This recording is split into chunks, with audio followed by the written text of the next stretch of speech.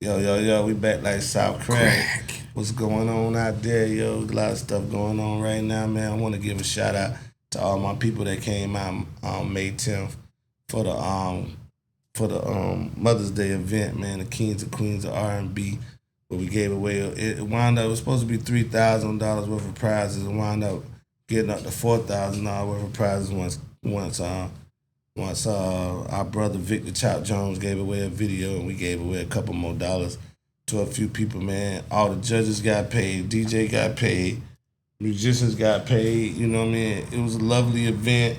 It was in the rain. So, you know what I'm saying? They even canceled the trail ride in Saluda. 803 Fresh 803 Fresh was in Saluda. They canceled the trail ride and everything. What? Yeah, so it was a lot of people canceling stuff. Gas Lab had an event. Like when our event was ending, their event had already been going for an hour. Doe had something going on, you know what I'm saying? There's a lot of stuff going on in the city that night. Y'all chose to come rock with us. We had over 240 people that was out there that came through the door. They had over 170 tickets. So you know what I mean? So the building made money. That's important when y'all going to get these buildings and stuff, is y'all think, okay, we just land the building. But when your people come in there, they got to eat and drink. Like a lot of times you see with the independent artists is that, you know, and it's not all their fault, because sometimes they got to pay to play and don't have enough money to buy food and drinks. And it's a dirty game, and I understand that, but you got to support the venue and everything. But that being said, I thank you. The next event is June 20th, Augusta. We are on the We Want Fans tour. We're gonna got the biggest nightclub in Georgia, and if you thought South Carolina was biting our dates, now Augusta, Georgia heard that we coming with the We Want Fans tour. Somehow it done creeped over there. Now they done got some South Carolina artists to perform with them down in Augusta. It's crazy, bro. Hey. Crazy business, but I understand. I'm flattered by it. You know what I mean? I no longer get upset about stuff like that. June 28th, the big day though. That's my birthday bash. It's a Southern Soul event and everything like that. But we're gonna rock out with 15 Southern Soul artists, featuring Miss Jody the Legend. They call her the Lady Marvin Cease. We got the up and coming brother Money Train with the Trickin' Age You Ain't Got It. Got the hot dance and everything going on. Buddy Love from Augusta. Our own Tone Drake. And of course Matt B. And Matt B. So young lady in there headlining too. I can't remember her name, but we got Sam Stacy too, and all the other R&B artists from the city, and not R&B artists, all the other Southern Soul artists from the city and everything like that. And you know we're gonna rock with the independent artists. That being said, man, this is a new episode of Late Night with Sharif. Carolina's Working combination. I'm OG Loyalty, a.k.a. Wally Sharif, a.k.a. Late Night with Sharif. And to my right is OG Pete Rose, my partner in crime. We've been doing it big. And to my far right is our guest today. We're going to let her introduce herself. Yes. All right, then. So I am Lady Elite the Floet, a.k.a. Elite Empress of the South, a.k.a. CEO and founder of the Goat Portrait Creativity brand, a.k.a. Maya Badu, however you know me. Oh, man. Yeah, okay. However you know me. Okay, I'll wait for the list. Okay, yeah, that's it. I get confused, Lady Elite and Maya Badu. All of that is up on the Big Goat Nation. You know what I'm saying? That's me. Right. So what's the difference between Maya Badu and Lady Elite? Okay, so Maya Badu as a whole is just a single aspect versus that being the entirety of my musical artist, you know what I mean, personality. Maya Badu was the first track that I actually performed. Like when I did the very first show as Lady Elite, Maya Badu was that first one, and it was the hooker. Right. You know, so that kind of became, because you know my name is Maya, you know, so. Okay, that's cool. Yeah. So Maya Badu, that's just, you know, that's one little aspect about Miss Badu and me. You know, she inspires me. Oh, for sure. But yeah, Lady Elite, that's the whole, you never know what you're going to get with Lady Elite. That's the thing about it. So many people tell me when I show up, oh, that's you. I didn't even recognize you. Yeah. You know, like, because you never know what essence Lady Elite is going to bring. Either way, it's poetry. You know what I'm saying? Either way, it's poetic. So, yeah. Yeah, you rocked out down in Charleston. I saw you in Charleston and you was rocking out. Yeah. But where you from? Okay, so I'm from Chester. I live in Rocky Hill. Currently, Same South thing. Carolina. South Carolina. You stay SC, that's right. Yeah. Rocky and Chester, same county. Ain't no Rock right here, York County. Right? That's York County. Okay. We right on the line, type Right of, on you the know. line, okay. But yeah, I'm from Chester. I let people know, it's. Yeah. I gotta claim my people no matter what. You know how a lot of people do, man. Especially Right. like coming from like somewhere like Chester. I'm not even trying to put Chester down or nothing Yeah, like but that. But you small. gotta know it's Yeah. that small town mentality. Small town, everything moves slow. Yeah. You know what I'm saying? So I'm from the I hate country, going to Chester. from the sticks. We got a and lot of I- pockets like that in Yeah. South Yeah, I Carolina. got a lot of trail rides going on down there. Yeah, they've been right now. doing a lot of little something with that. Which I ain't love to even see know them that. build. I love to see. Yeah, I Like, didn't even know all that was up in Chester like that. well, they really been growing and expanding, much like Right. South Carolina, right? Especially like right by the Charlotte line or whatever. Right, It's right. growing and populating and whatnot. So, yeah, that's Y'all me get- up there in y'all- 803. Y'all get a lot of people that like work in Charlotte just drive back to Chester every day. Yeah, like, yeah, Rock Hill, Fort right Mill, there. TKK, York. That's yeah, all they the get a little surrounding cheaper in cities. Chester because I know right here It get, you damn right it get cheaper in Chester. That's your land spot. That's just where you go. If you really Yeah. want to be land in the Right. country. You're not looking for no party scene if you're trying to Right. move to Chester. You know what you're getting when you go down there. Yeah, I got a license in Chester. I do bail bonding. I got a license in Chester. Okay, now. okay.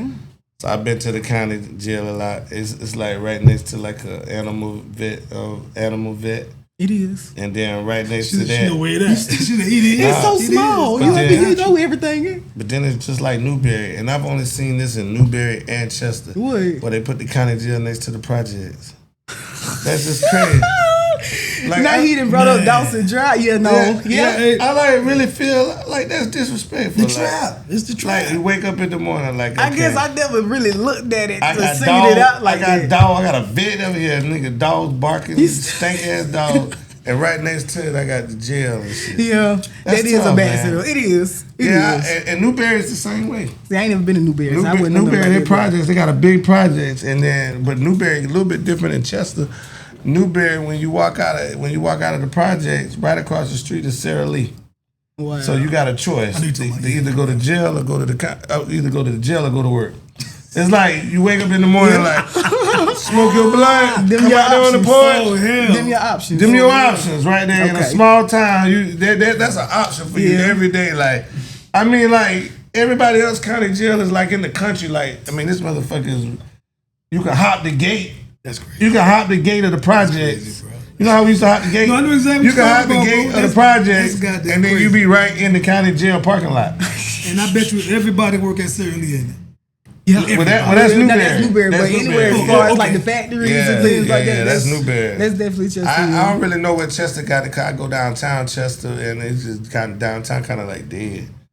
But like they, I mean, it's like they got like a couple of old like white It's a restaurants. couple and little stuff. vintage like Yeah, like vintage, No like. bars, But, no dance spots, no turnovers. see, I don't know nothing about Chester though. I just got a license there, so I get. No, You get I'm telling calls, y'all, you like know? really though. We used to have to go to Rock Hill. We used to go Yeah. to Charlotte and stuff. We Right, wanted to yeah, do so. Charlotte. Even just go to the movies or go to the mall. We had to go to Rock Hill. We had to go to. How far you is that know, travel though? I mean, from Chester to Rock About Hill, the same depending as on part of the city, Columbia, it's ain't it? about like 15, 20 minutes. Depending on okay, where so you're going. you in the middle of everything. It's right- yeah, Basically, okay, yeah, got you. yeah, Okay, yeah. I Y'all got can you. make a choice. Y'all can go to Columbia or y'all can go to Charlotte. Probably Yeah, about the same right there in the difference. middle. Yeah. Pretty much. That's yeah. all though. Chester like in the middle. Yeah. But I used to go to Chester to go to Lancaster too now. Back in the day, I I don't used know to much ride- about Lancaster. I was right Yeah. there, slid over there a Yeah. couple times, but Yeah, Lancaster got a good little independent music scene though. Oh, really? Yeah, because Lancaster might be close to Charlotte going this way, but it's close to that damn Monroe Wingate. Yeah, the Indian Trail, Monroe, yeah, Now that's a trail ride. You talking about country? That's where Calvin Richards from. Calvin Richards from over that way, Monroe on the other side of Lancaster, 20 Yeah. minutes from Lancaster. So Okay. you get a lot of music, a lot of Southern soul through there too. You know, a lot of different aspects of music and stuff like that. But yeah, man. So being from Chester and everything like that, we just already talked about. Y'all got more, of this, you know, in the middle. But which one would you prefer, like, to do your music at, like Charlotte or Columbia? nah, 'Cause I've seen you down here a lot. I head down south. I ain't never performed in Charlotte. Oh, you never performed Ironically, in yeah, I never performed in Charlotte. I was As always good cut as you down. is, you never performed I in started in Charleston. That's where I first Oh, you started started in performing. Charleston, Yeah, okay. yeah, yeah, I yeah. mean, is it because you never went up there to do it or what? I mean, So the way I move is very like intentional. You know what I mean? So it's more like on some shit. Like if I feel called to a place, oh man, then that's where I show up. You a know? vibration nigga. There, There you go. I got you. There you For go. sure, for sure. Yep. But like, Yeah, I just saying it's not that I don't see myself ever performing up there or anything like that, but I'm very much so drawn to South Carolina. Like I'm trying to be not just in Columbia, Charles. I'm trying to go over to Greenville, Spartanburg, all the areas of South Carolina. Like I love my motherfucking state. I do. Yeah, I do. Yeah, that we got Mimi, right? Yeah. So yeah, Mimi up there in the 864. That's yeah? I'm trying to bridge the gap and try to. I know what you're doing, man. Putting in that work. Man, I'm trying to put in work, man. I want to work with the whole South Carolina. Unfortunately, Respect. the whole South Carolina don't want to work with us, and that. Well, what you mean by that? So you tell me what you mean by that. Okay. Well, okay. Here we go. Here we go. Yeah. Here we go. Is this something? This is It's no beef. I'm just no, saying. yeah, no, I know it ain't. No, beef. it's the same old shit. It's the same old shit. It's the same. I've been doing music in South Carolina since I was 15. And even before I was 15, my stepfather was doing music in South Carolina. So I've been around music in South Carolina since I was probably 7 years old. I'm about to be 48. So I'm 40 years in this game. You know what I mean? Even as a young person, I saw musicians practice in my home, and I went to bars and saw bands and all that kind of stuff at a young age. So you know what I mean. Then not digress, but you know what I mean. Go to the next stage in life. 14, 15, doing hip hop, and then I went off to Atlanta, came back, and then it was more hip hop, different sound now because now it's not East Coast, it's more South Carolina, it's more Southern. Okay. And then, you know what I mean, now we've Southern and stuff like that. And then take a break, raise kids and stuff, come back to it, and I feel like it's just the same thing. Like, whoever is leading the pack is going to be the one that nobody wants to work with. Or, you know what I mean? Or, you know what I'm saying? Like, yeah, like, you may not feel like that, but, like, so when we were just doing podcasts, people were just coming in here and talking. But now a lot of people that we talk to don't want to work with us because we doing other things. Like, I mean, me and him always other things as in expansion. Me and him always have done music, but we just started like tailgating, putting artists to the forefront, paying artists. Yeah. And I just think everybody got like a little slave mentality. Like they want to keep it free. They want to keep it, the DJ making money, the venue making money, but the artist is paying and struggling, and we came out and said we're not going to charge our artists to pay to play. You know what I mean? We're not going to do that. We talking from how, you know what I'm saying, how we want to be treated when we was coming up, and how we was mistreated. So it would be wrong for us to mistreat somebody else. You know what I'm saying? Got to pay it forward. Yeah. So now that we in a position that we can change the game, we got buildings. You know what I mean? We got. And DJs. That's when the decline happened, as far as that's what I'm saying. Yeah, a lot of the people that came on this show won't even work with us now. Becoming visionaries in this shit put you in a hot spot. Yeah, I don't feel like we got the number one spot, but I just feel like we so close to it that the number one spot is weary of us, and the people that was down with us see that we going there, and they don't want to participate, or they making up stuff. You know what I mean? They making up stuff to make. And my whole thing is I mean, you know what I mean, you seem mature. If you don't come out of a person's mouth, it wasn't said, right? Right. That's how I grew up, like, you know what I'm saying? Like, he say, she say, none of that. Like when the police come scoop everybody up. That type of I'm from even when I lived in Conway, the police used to come and scoop up the whole block, take them to jail, and the first thing they want to ask you questions is, they said, well, he said this, and they said that, and you said, well, I didn't hear him say it. You know what I'm saying? That, and then, okay. Next thing you know, you home. You know what I'm saying? But that's how I grew up. So all the he say, she say, this person feel this kind of way, I don't get it. But that's why I'm getting with you is do you feel like it's love everywhere in South Carolina? You may have a difference. You may have a different experience. No, I respect what you're saying. We all have different experiences at the end of the day. So the only thing I can really say is everywhere I've been outside of my home area has shown me love. And not the home area? And not the home area. But, sometimes, you plant it in environments to grow, but not necessarily to flourish. You know what I mean? Like, it builds you up to a certain point, and that's just what it is. Like, for me, it ain't no beef, it ain't no disloyalty. I ain't hostile towards nobody or nothing like that. I just recognize finally for myself who I am, and I'm allowing myself to step up in this position, you know what I mean? Like, go ahead, because I tell you one thing, I really was on some shit like running away from my call to be on the scene. I just stepped onto the scene. Everybody was. I mean, I know everybody got a time. Everybody done had that time. And I'll tell you, it was like, I had to just kind of be pushed off the edge of a cliff in this situation. Not that it was too far away, because I've always been into the arts.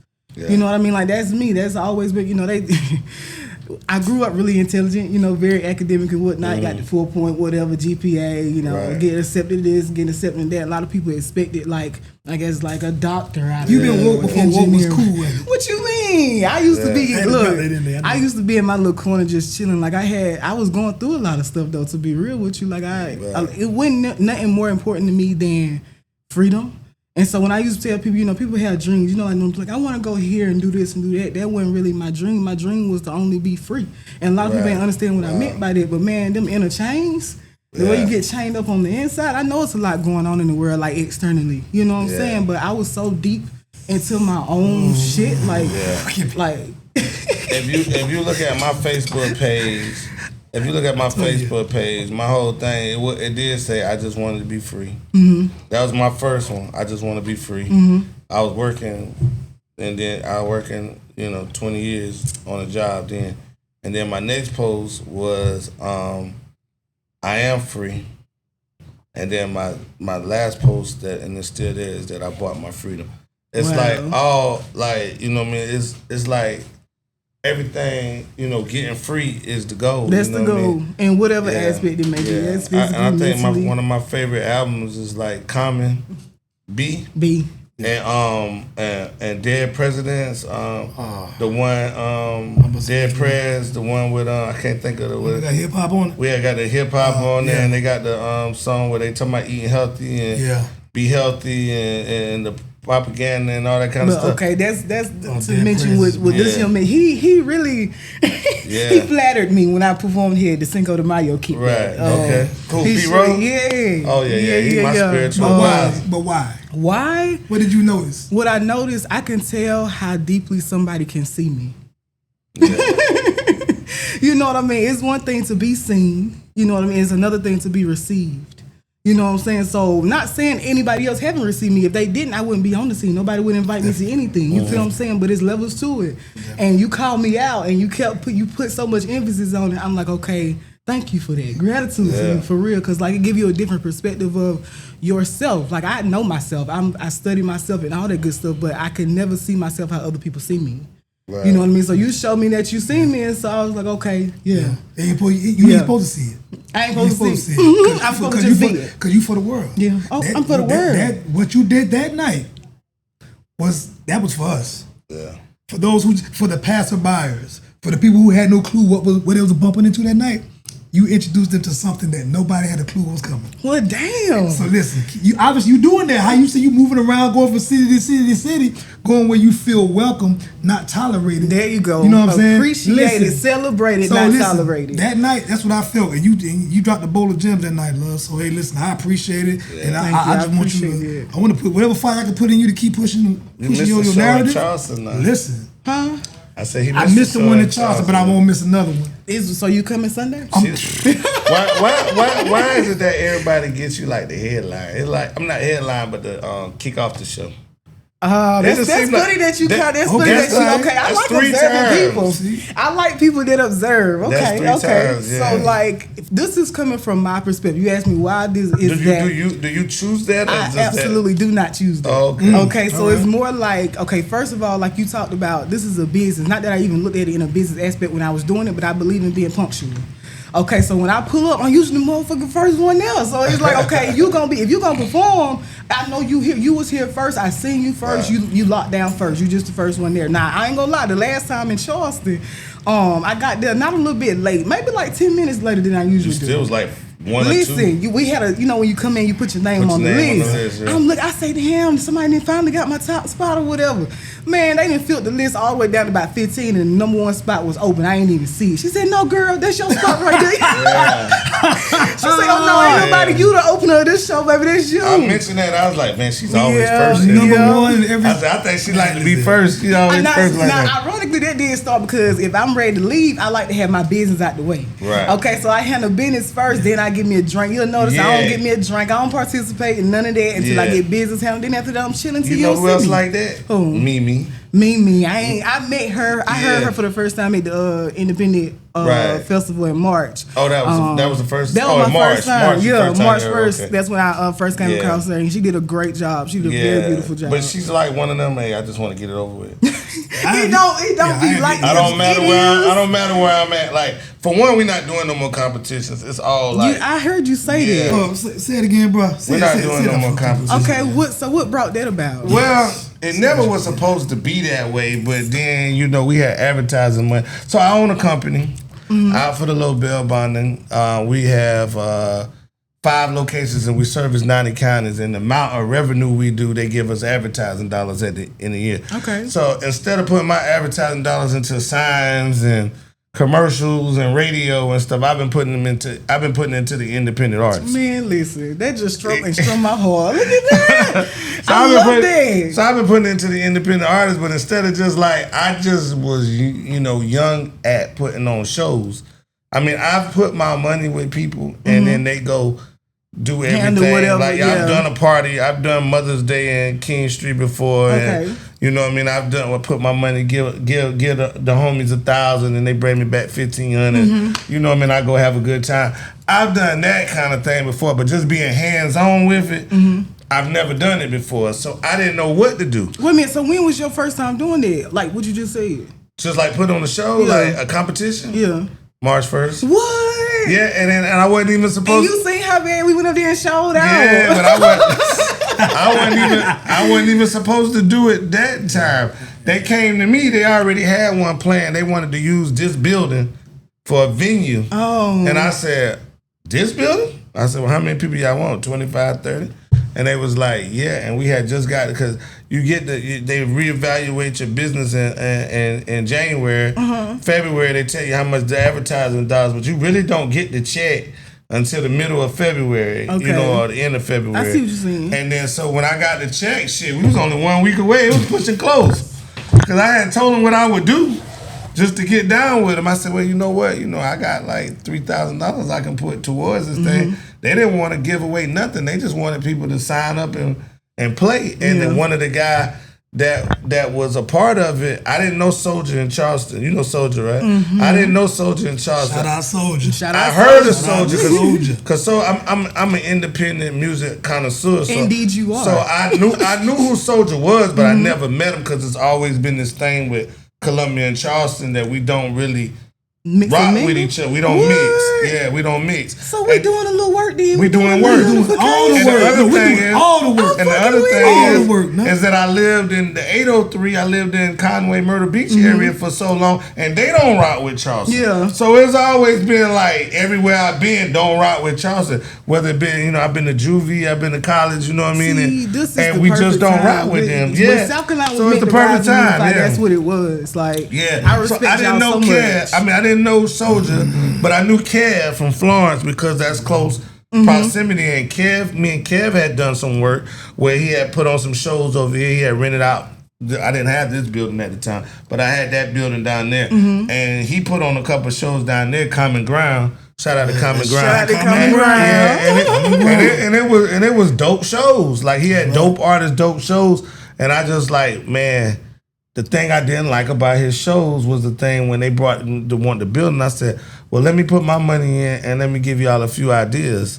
Because I have some ideas to this as being an artist and being as somebody that they rented the building from for maybe 2-3 times. Sure. And I saw where they went wrong.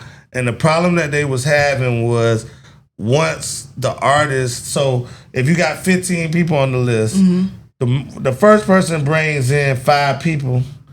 You know what I mean? But by the time the 3rd or 4th people perform, the first person and his 5 people been gone. Yeah. So when you get to the headliner only performing in front of 5 or 6 people. Yeah.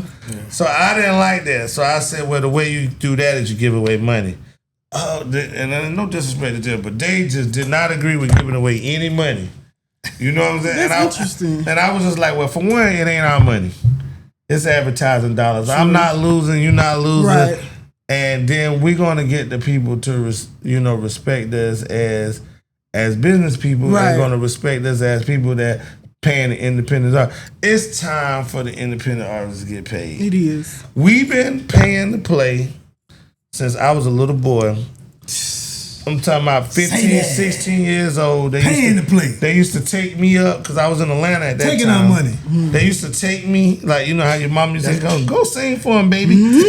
My brothers and sisters and my friends and stuff, they used to take me places. Been there. They would pay $5 for me to rap to try to win a competition for $100, $200. It wasn't a whole lot of money, but $100, $200. And to be honest with you, I never won one. You know what I'm saying? Because all of these things are rigged. You know what I mean? But I didn't realize that till I was older. But yeah, sometimes I wasn't the best person, and I can admit that. Right. But Right. A few times I was the best person. And you knew it ain't. And I knew it, but you know what I mean? But it didn't work out that way. Yeah. So I could never ask an artist to give me money to perform on my show that I'm making money for. I don't think you understand how much. Well, I can't speak for the rest. I know they do. Though. You don't know how much we respect you, brother. Yeah, I like appreciate for real. you. Yeah, that was my whole goal. But it is real talk. Right. I've never asked the art. For one, they look at me as like this. All I'm doing is taking what the bank is giving me and putting it into the independent. A dime of it did not come out of my pocket yet. Like, you know what I'm saying? So I'm just gonna be honest with you. It's not my money. It's not like that's beside the point. You could be doing so many other things with that money. But that's what a lot of people don't get. That I tell that to. I said, well, you know, I could have put up a new sign. I got a building. I got a building in Conway that needed painting for the last 2 years. That's I could have painted it. You know what I mean? I could have put down some wood floors. I could have, you know, painted the walls. You know what I mean? We got 5 locations. I could have got a bit. We got one location in Florence that's so small that I'm sharing it with a girl that do like DNA testing and stuff. I'm all the way in the back. And she trying to buy me out. I could have got another. I could have got another building and let her go ahead and have my little hole in the wall back there. But you know what I mean? It's just, you know, and then that, and you know, it's a lot. You know what I'm saying? I could have bought Isaiah building. You know, love this shit. I love the game. You know what I'm saying? I respect. And I just don't feel like, you know what I'm saying, like everybody love the game. You know what I mean? And it's frustrating. And then I know a lot of, you know, and I know that part. And I know a lot of people are frustrated with the game, so it may seem like they don't love the game, but when really they just frustrated. You know? Do you get frustrated?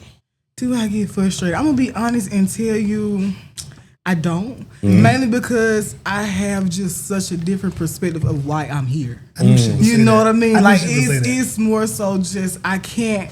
My mission and my purpose, it goes so much further beyond frustration. I had to be built up to this point to even be able to stand here and be like grounded in this shit no matter what's going on around me. You know what I'm saying? Like when it comes to, you know what, I'm gonna be honest. Can I be honest? So I was so upset at myself.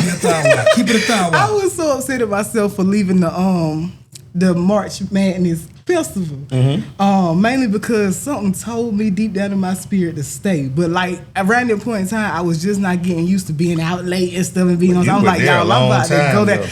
And that's the thing about it. People be like, usually when I slide to Charleston, I show up first and I be out of there within like the first hour, an hour and a half. Because mainly I'm driving back. I'm not even staying in Charleston. I'm driving back to my kids. Tough and you know, but like that night in Columbia, I really wanted to stay, and I feel like it would have been beneficial for me to stay. But that's all I'm gonna say on that. I was just like, but it's opportunities, you know, everywhere. I'm not necessarily looking for anything. I'm looking to give. I'm looking to serve. Really, you know, I'll be here. I'm present.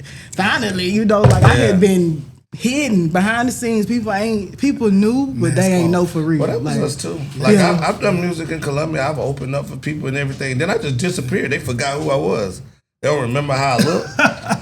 they don't remember that I was at Take a Break rapping. They don't remember that I, you know, OG. You leave the circuit. You leave the circuit. They forget, bro. Right. They forget. They don't know shit. They don't even have Music Farm down here, but they don't remember that I did some things at Music Farm. They don't remember none of that because you don't stay active, and then another wave come through and everything like that. I say every 5 years you gonna see. So you still making whole music? New wave. Oh yeah. Okay. Oh yeah. I mean, I wouldn't expect nothing less, but I ain't want no soon. You know. Oh no. I just started back making music. And how that feel? And the guy that was just sitting over there, he's my engineer. But I just started making music 4 years ago. How much music he got? That's how much music. 4 years? How many albums he got?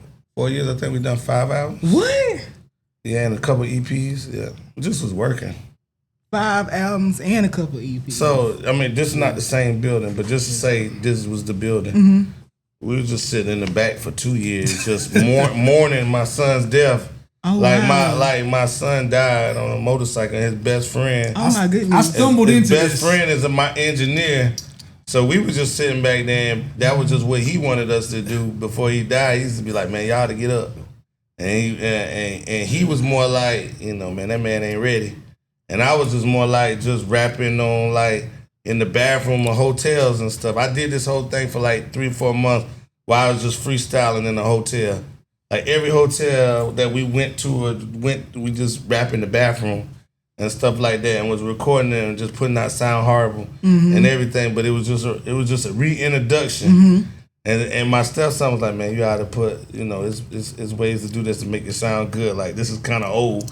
Like put some money into it, do this." I was like, man, I don't care about this shit. And then he died. And that's when he came, and he was just like at the wait. He was like, "Well, I live in Columbia and I do music." Type shit. Yeah, and I was like, "Well, shit, where you at?" He's like, "Fair Road." I was just like, "Well, shit, I live out in Lexington. Like, if you come to my house, we can work." So we just started out in my house. So you resurrected this thing. Yeah, you brought it back to life. Yeah, brought it back to life, and then we started out in my house, and then he was like, "Man, let's get a building, and you could do your bondsman in the front, and I'll do the music in the back." Nah, that's what's up for real. And man, for 2 years, we just sat back there, and then we kind of fell off, and he kind of start doing some weird shit. But I love him though, and that's why he's still right there, even though he don't even work here no more. He got his own studio. But I just had to tell him, "Hey man, get your own, bro. Like I'm getting old. I'm done mourning." You know what I mean? Yeah. That connection that part is over. Let's start working. But for 2 years, at least a year and a half, all we did was make music every day, and we had over like almost 200 songs. And he had other artists too, and I had songs with them. So I got way more than the songs that I got. I got music with them. It just never came out, or I never heard it or whatever. So yeah. Okay. We got music, but what I mean, like being put in. Yeah, word been put in. It's always been put in. I fell into this, right? And this guy, we start going back and forth. He was liking shit. He started posting shit. I was liking shit. And I'm like, well, damn. But I always knew who he was, though. He was rapping for real. Yeah, I always knew who he was. Rapping for real. And I pull up with Common Ground. He invited me to the Common Ground. They had it was over there. Yeah. Common Ground had an event over there. And we've been locked in there since then. Yeah. And when you sit in the booth with this guy, you realize what he does is if the beat come on, the song come out right then. He's not writing this shit all damn day.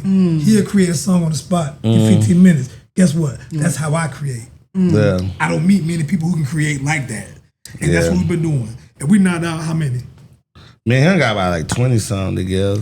At least 20. Within a month and a half, they just came. It was a quick process. So y'all damn creative powerhouses, creative wells. And then I think what it is with us is, man, it's just the love that we got for the game, though. The love for you know what I'm saying? That's pure, man. That's so pure. Yeah. Like, that's why it's working the way it's working. Yeah, we don't look for nothing from each other. Like, you know what I mean?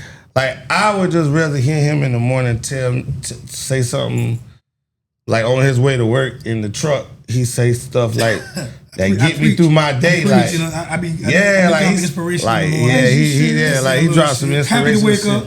Yeah, happy to wake up. That's what I like most about him, even more than the music. Is that my guy. Yeah, it's just more of a spiritual thing. It's like he say something like I'll be like, okay.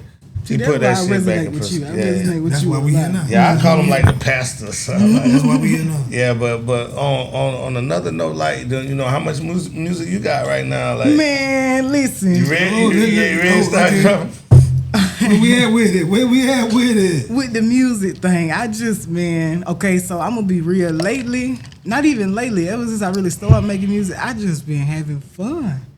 Like a lot of times, especially as an artist, I feel like, this has nothing to do with me feeling like I'm not equipped or prepared to like expand and grow or whatever whoop-de-whoop, but motherfuckers don't even know like how long I was in the trenches, and like I've been wanting to do music since I was like, First time I got a headset.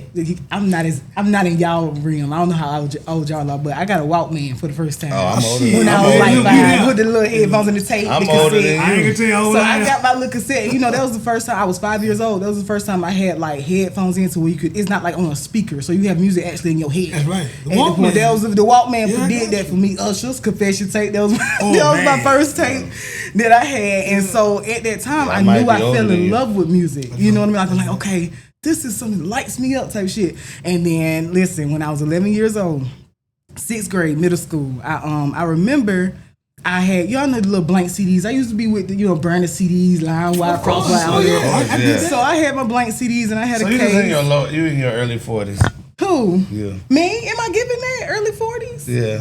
I'm definitely not there. Okay. I'm 29. Okay. Oh, you just ahead of you. You're 29? I'm 29. Why the hell you had a tape? Huh? Why the hell you had a tape? What you mean? I was born in 96. Yeah, I had a Walkman. Oh, my God. I seen all of them. The Walkman, the CD player, the MP3. A Walkman was around when you was 29. Hell yeah. I mean, she's 29. I'm telling you, that's what I had. That's why I gave you 40, not the way you look. I thought you looked good for your age. I didn't think the Walkman was around then. That was that. I didn't remember think that. That was my first interest. 29, my daughter, I got a daughter 29. Come on, now, that's 3 decades. You got to give it some. 30 years About ago. what? Cassettes what? Cassettes and CDs was still living around 2000, 2001. I got a daughter 29. I ain't never known her to have no Walkman. They got rid of the cassettes around 2000. Oh, you talking about the CD Walkman? Like no, the tape. The tape, man, the cassette. No way. Put that bitch in that close. Walkman, yeah. He tripping. Now, they got rid of those around 2002, 2003 for real though. I ain't never seen no tape at no. About What? 2004 when they fixed Hey, it. I had to walk. A tape in 2000? I had No it. way. Bro, I had I'm it. telling You you, had a that's what tape? it was. I was driving a Pontiac Le Mans. I ain't have a CD player. I had to tape that, bro. I bought Chronic 2001 tape deck. Nigga, I ain't had a tape deck since 97. I bought the Chronic 2001 That's why I tape. thought she was my age. Then I went and got me a Nah, CD dog. A deck. tape deck? Oh, yeah, I I ain't bought- had a tape since 97, I bought, 98. hey, boy, you was ahead of the game, boy. Nigga, shit. I buying, look, boy, I'm still buying tapes, boy. I'm still buying tapes by sorry. 2002.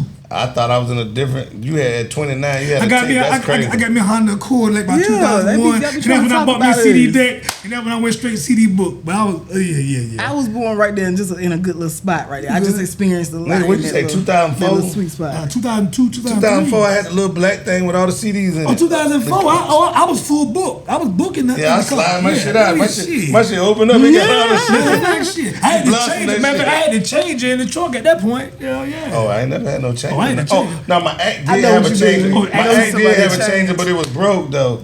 But you know the act had to change, and then they had another one under it.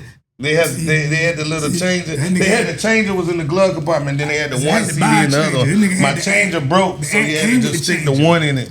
The Yeah. ad came with the changer. I had to buy that Yeah, purchase. the I had to purchase the Acura changer. Legends. I had an Acura Legend when I was selling dope and Oh, shit. I man, had an Acura legend. Legend. Who had the legend? In the console had a changer. Yeah, for sure. But if that went out, you still could stick a CD up here, up on the deck. Man, you know what I mean? Yep. Yeah. I had that Them experience was the for sure. days. Damn, But them yeah, I was was bringing days. CDs and stuff. I ended up. I'm talking about 11 years old, printing me out a picture of myself. Right. Ain't no way. What it say on the picture? I'm 11 years old. What that picture said? It said Lady Elite. Damn. Now, at that time, that was like a dream deferred, man. I had to sit it up on the shelf. Like, I didn't even know what that meant to me at that time. I didn't know who that was. It was just more like, boom, vision. It was just more like, okay, this is something. That's right. But it came from within me, you know what I'm saying? right. Like, I couldn't make this shit up if I tried. Like, what I'm you like said. Elite all day. That's just How what the it hell is. That's you what get the truth is. 29 and you like Erykah Badu? Age ain't nothing but a number. My God, you got an old Conceptually and spirit. contextually speaking.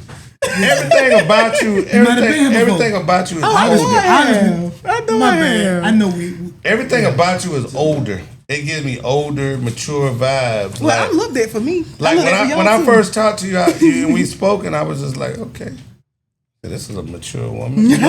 Like I would have never an caught intentional 29. Facial, you're a beautiful lady, but I just thought you was like younger than I thought you looked younger than what your age was. I respect it though. A lot of people, don't ask a woman their age. Don't talk No, about a no, woman. no, I'm no, very no. much so proud of my age. I'm Thank you. seasoned. I've Thank been you. through a lot. Thank you. Man, listen, when them gray hairs come in, I'm proud of that. Like shit. that's You really different, me. Man, you ain't got no so damn gray I hair. didn't have had gray hair since I was in 6th grade. Y'all, I used to have jet black hair, but it would be these pretty silver strands. They would be and my peers used to. So you know, we in middle school. My peers they drag you. Oh yeah. She got gray hair. Man, like they be like, who's stressing you out? You know, that was the who's stressing you out. The whole time I was wise as hell. That's all. Sitting there like an old sage. I was just sitting there like an old sage. I used to just laugh at them. I never resonated with my peers like that for real. Like I hang around people that's like in their 60s and 70s and 80s. Like I'm like I can be around, people, but like what I resonate with is the older crowd. So 29. So that's what it's crazy. So what I pick up on, that's where you get your niche from, because you mean sound wise? I'm not even sound wise. What you mean? You have an aura of experience. Yeah, you know what I'm saying? So like I ain't gonna go too deep, too spiritual. What you mean? Don't be on that now. But I'm saying is your words. You have a love for the words, obviously. Man, listen. Where you get that from? Where I get that from? As I've grown up, it's always been there for me. But as I've grown up, I started to study like my family and my roots and stuff. I think, the arts and even words, whatever, poetry, whoop-de-whoop, I think that come from bloodline, but it also just come from God, man. Natural, just I ain't asked for it type of shit. It's just there, look, I'll tell you this right now. I used to carry around and read the dictionary. They used to talk so much junk about me. They were like, "Oh, she a nerd." Yeah, they was like, she's serious about them words. That's one thing. Nerd. Words are powerful though. You said that. You mentioned that it just is what it is. Like we know now. And it ain't even just about, whether you write them, but then you actually speak it and put your voice, the vibration of your voice, and you add that along to it. That's why I do what I do, man, for my people. I go hard for that. When you was going in, what made me do all that extra shit? I'm gonna call it extra shit. No, I love the extra shit. That's what you want to call it. But it came from your conviction. My conviction. That's you spoke with conviction. I meant it. That's what I mean. That's what I mean. I mean everything I say. It's different when you say shit, right? That's why a lot of these cats got albums, they got songs, they got a whole playlist, right? Mm-hmm. But I can tell when they ain't that. Yeah. Because they lack conviction. Mm-hmm. I don't give a damn how many bars you got, how slick your words is. I feel you. If you lack conviction, I don't believe you. Yeah. It don't sit in my spirit. Okay. I just can't. So the conviction was there with me. I need these reflections. No, that's what you did. You sat there and you eyeballed everybody in there. Damn, I just be doing this. I don't even be knowing what we doing. She eyeballed. Look. Her chin was up the whole time. She looked around and spoke to the people. She didn't just look down at her shoes. Yeah. Watching her outfit. She looked at the people like some shit was moving through her, and she was giving a message to the people. That's it. That's what I'm like, for, nigga, she was UPS in this motherfucker, bro. Message. She was UPS in this motherfucker, Delivery. Right? So that's why I had to do it the way I did it. Very few artists are doing that in this day and period. I understand what you mean. That's a standard for me. I understand what you mean. If you get the window, OG Loyalty, Miss Tip, they are creating avenues for people to come and do this, to speak their conviction, to speak their truth. And most of them hope the second they get this mic, they can't do shit but look at their shoes and bob. I got a problem with that. You delivered. Everybody felt something. Rather they said I might have been just the voice for everybody else. But you spoke. You spoke that shit. And that really makes me feel like good. I guess I say good. That makes me feel good because like I be thinking about first of all, everybody's different, and it's not even a sense of comparison. But of course, I observe other people and whatnot as far as how they perform, and I be wondering like, okay, I be getting up here and sitting on my little chill and just I just go up here and say something like, is that enough? Like am I? That's all I do. I handle my business and I sit down. I just vibe out. I spoke that. I meant that. I'm here like my presence. Like I said, that's why I kept lifting you up. I kept coming back to you. You did. I kept coming back to you. I didn't want nobody to forget you. and I'm glad you're here. I didn't expect you here tonight, but I didn't. You know what kind of vibe I feel like with us three? What it is. Like we need to put together. I know you. Okay. Like 4 or 5 songs like something real light word. Yeah, with the voice and it's gonna be important. Different tones. It's gonna be important. Tones. Yeah. I know it's gonna be important. It's gonna be culture shifting. It's gonna be because I see her like on that Lady Caroline level.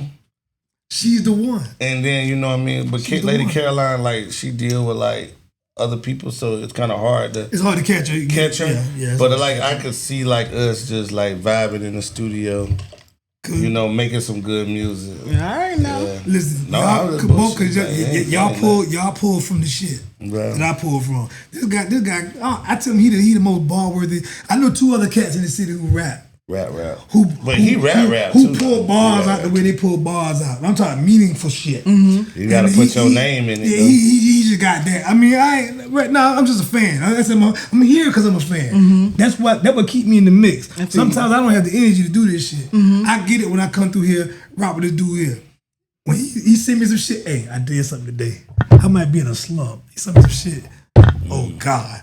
I gotta get back on my shit. If I get hit, I feel like I got his approval that I know it's good. Got it. Yeah, I respect it. He just one of them. Yeah. I'm trying to work, man. Let's go. Man, we need to work, man. Look, I'm not playing with you. Like I can see us like a little band. I can see us like a little band or something. Shit. Yeah. What's the group when they had Tony Raphael Sadiq and oh yeah. What's the And the shit? girl from In Vogue. What it was oh Lord, I can't Raphael think. Sadiq, Dawn from In Vogue.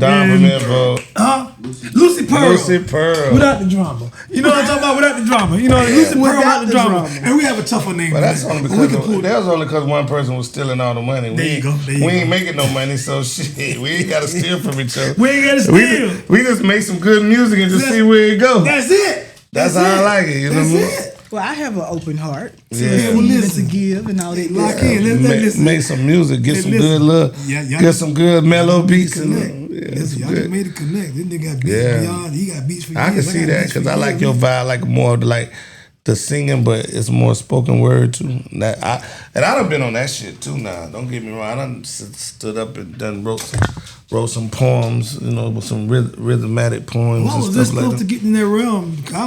I did it a few times. You remember the little spot on 2 nights on Thursday? What? Right down there where it's true now. Oh, okay, got you. It's true. It's true right next to Racks and all there in the Black Vista. That used to be a poetry place on Thursday night, bro. Considering that shit, man. The only thing with me is I brought my boy there. Oh my God, bro. I know like a real professional poet. Like they fly him all over the world and to just to damn spit poetry for the troops and stuff. He's retired military. Oh, man. But the military gave him a contract, especially during wartime. They was flying him over just to do poetry, to lift the what they call that shit when they down and shit. He's some motivational the morale, speaker, you know. But he's that boy. He's a motivational speaker for your ass. But not only do he speak, he can do poetry, but he do spoken word. And man, I used to go work out at the little Thursday little poet shit.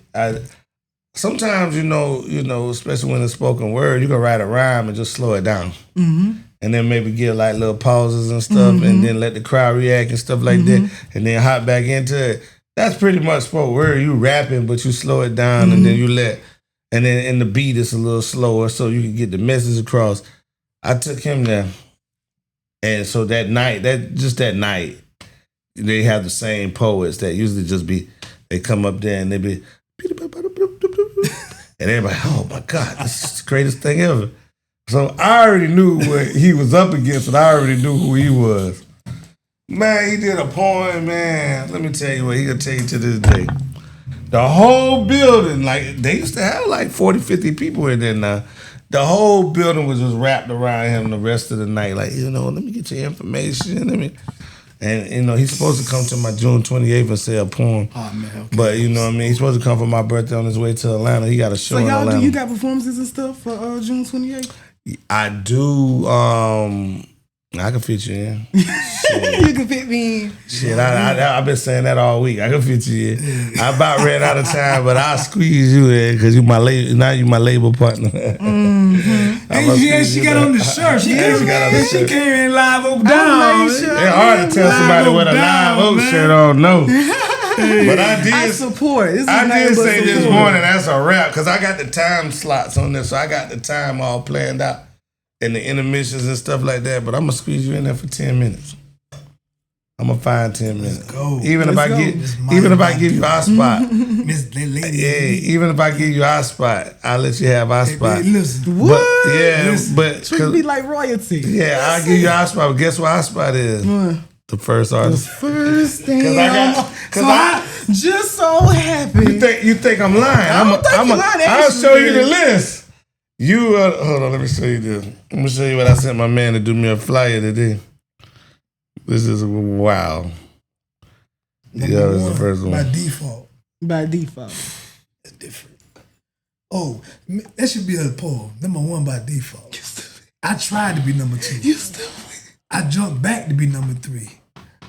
I did. Let some people get ahead of me. Literally. To be number 13. Literally. Oh, listen. She's number 1 by default. Damn. You really giving it to Brooke. You really amplifying it. Look at that. Look at all the way down at the bottom. Yeah. The OGs, the first one, 345. So you gonna kick off the show. You can have our spot. The honor and the privilege. You can have our spot. Cause P. Rose ain't gonna show up no way. What? Yeah, that nigga there, boy, he got the worst luck in America. But yeah, he's a good guy though. I wouldn't. Y'all some good guys. Y'all some good. I wouldn't people. trade him in for nothing. So you're gonna do the June 28th. So we're gonna add you to the list. That's what it sounded like, ain't it? June 28th. My birthday is July 1st, but this is a good thing to have on your resume because you could say you opened up for Miss Jody. Miss Jody. Mm-hmm. Okay. Yeah, Miss Jody is the one. She is the Southern Soul Queen. Okay, well this fits. Yeah. This sounds She good. the Southern Soul Queen, so yeah. Start off. All right, now, man. You can kick off the night. Mm-hmm. Yeah. I don't mind if I do. You gonna kick off the night because we was gonna rap. But I don't feel like rapping no way.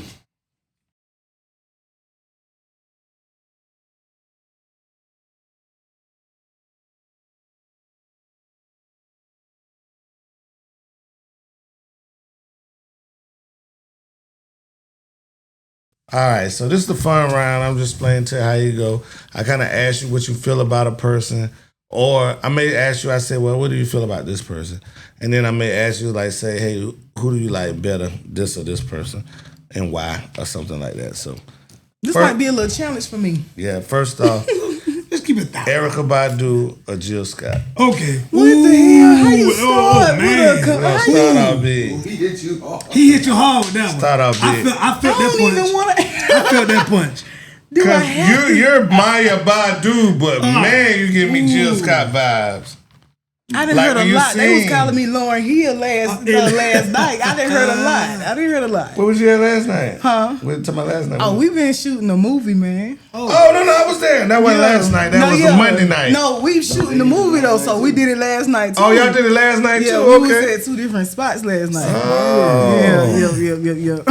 Yeah, at a stream, y'all was going in. And you look beautiful, by the way. Thank you. Yeah. Yeah, apparently She did what? I was in the music video. Oh, you in Soldier video too? Yeah, She didn't man. even tell me he was going outside to do the video. I was waiting. I saw the outside work. He did it inside too. I saw the outside work. Cause I went outside either. Oh, I didn't know. When he came inside, I didn't see him do nothing on the. Oh, Shawty, when what he you did the gonna song do? that was Shawty, what part you of gonna the. Oh, yeah, let's ride. That's right. I think it goes Colin sitting outside. Ooh, my boy. What you gonna do? Shawty, what That's a you hit, gonna man. do? That's a hit. Yeah. That's gonna be motion for the whole city, for the whole state. For real. Yeah, man. And then he's Charleston. Oh, you but he ain't don't answer, really though. sound But did I Charleston. not? You ain't answer. Damn, I tried to get away from him. I You thought you was gonna tried. forget. No, we're not gonna let you slide. You tried. I thought we was just not gonna move. let you slide. If you gotta pick one, just I'm saying, if you gotta be even, just explain why. Okay, so There's no drinking game, so you could just say, I hey, suppose I will would pick Jill. And that don't even, for some reason, it don't feel right to pick, but if I had to pick, it would be Jill. So if it was a headlining show, if you was a party promoter, you would do Jill Scott, Erykah Badu would be under her. Like Jill would open. I mean, Jill would headline. Damn, when you put it like that, that's another perspective, though. And see, I'm the type of person that be looking at all kind of angles. A lot of things depend on a lot of things. But in that situation, I feel like it would be about more like not necessarily what the people would want, but what more of the vibe is. Like, I don't know if that makes sense. I've seen them both in concert. I think I could answer that. What would you say? No, but I want you to answer. I did. I said chill. Chill. So 2 different things. I think Jill Scott has the better catalog. Okay. But I think Erykah Badu has the better show. And Jill Scott does have a great show, but Erykah Badu does a lot of shit. She go off script a lot too. She go off script. She does a lot of different shit. With Okay, Jill, that's interesting. With Jill is more in one place singing. Erykah's like all over the stage and stuff like that. Okay. She get the crowd involved. She get the crowd involved. Neo soul or R&B. Damn. Neo soul or R&B. I think I'm gonna have to get it to R&B. I think I would have to give it to R&B. I don't know. Is that my age showing? So who's your favorite R&B artist? Who is my this? I don't really. There's a double whammy. Got to you. Bam, bam. I don't really do favorites. My only favorite absolute artist of all time is Michael Jackson. Okay. And so if it ain't Michael Jackson, but he's pop. I don't pick favorites. I really don't. I'm inspired. I know it's hard to pick, but so let me rephrase it. Let me get my Daniel on for a minute.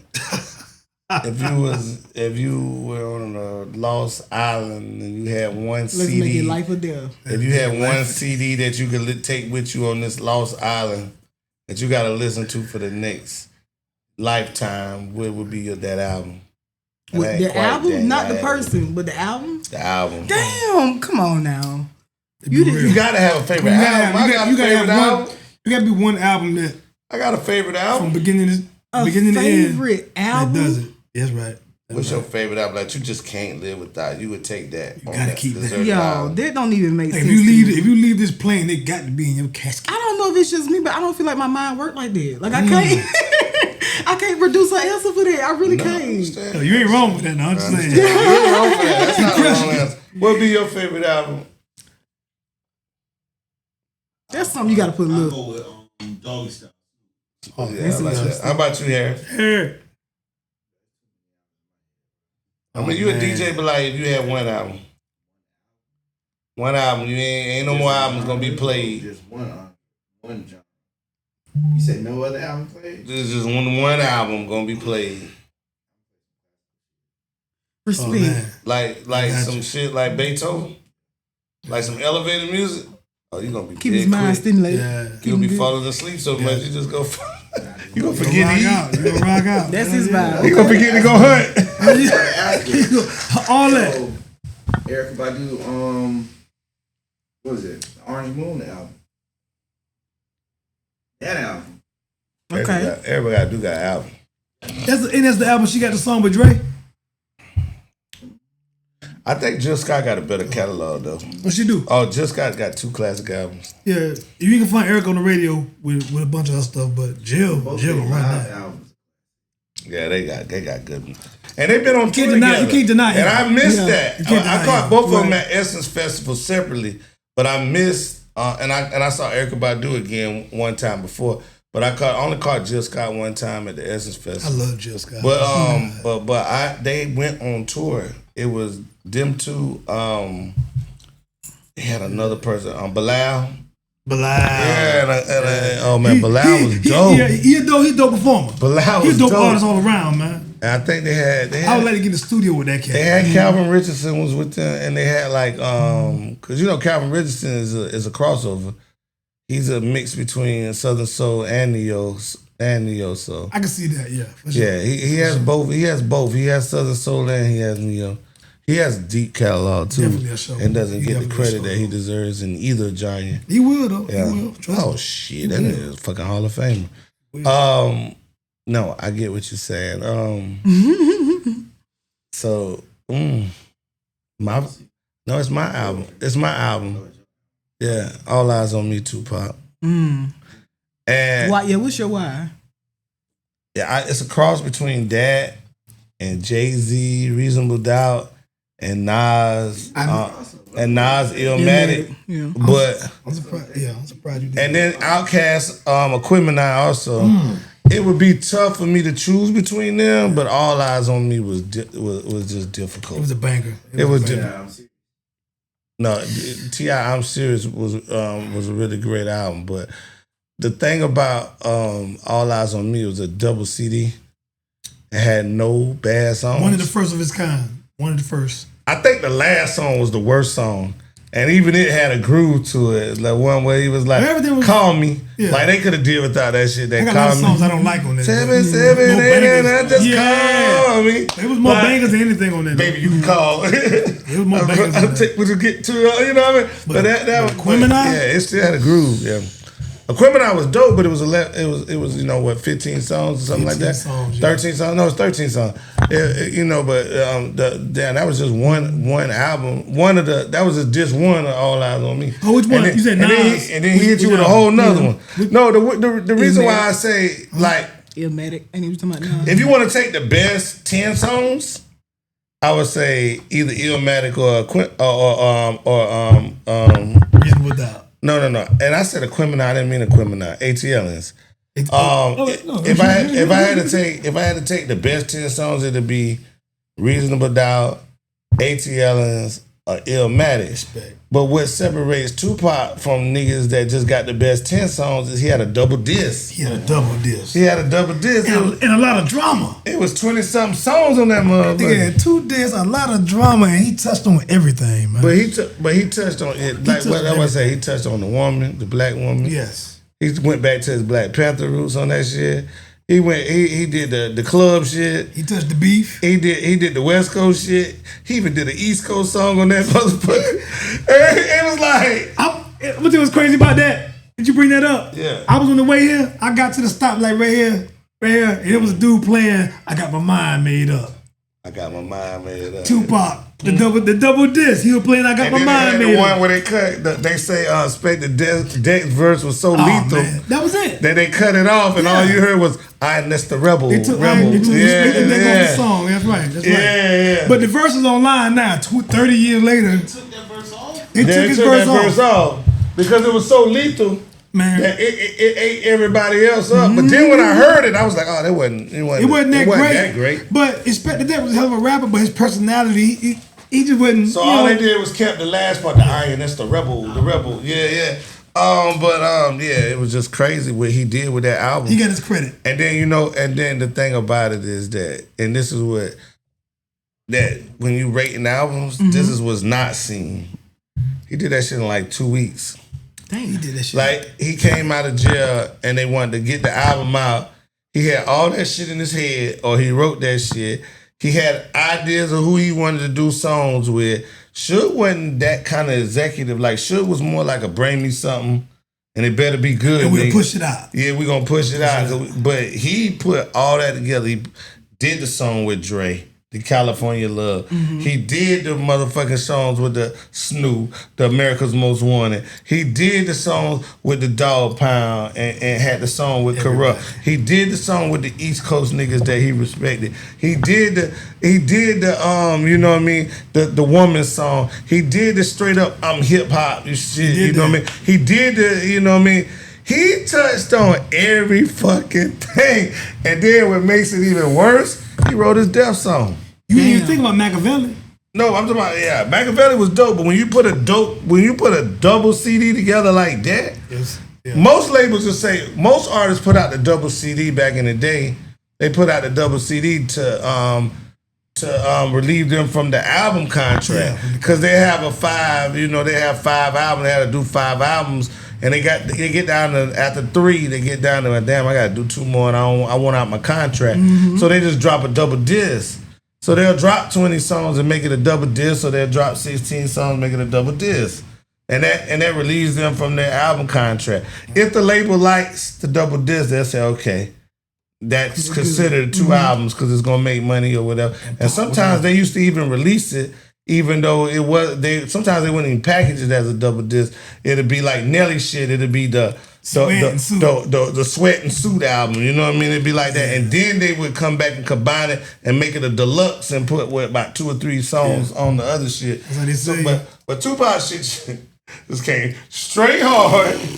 July 2nd or some shit. Just came out with that motherfucker after he only been out of prison 2 months. You break the internet these days, but that nigga broke the streets. They was working. They was outside at the record store. They was working. 12 o'clock at night. Niggas, these niggas wasn't doing nothing. You ain't even see these niggas for 2 months. Niggas ain't go to work. I remember people didn't go to work. They just came in there. They brought the best producers in there. Right. They brought the piano man was in that bitch.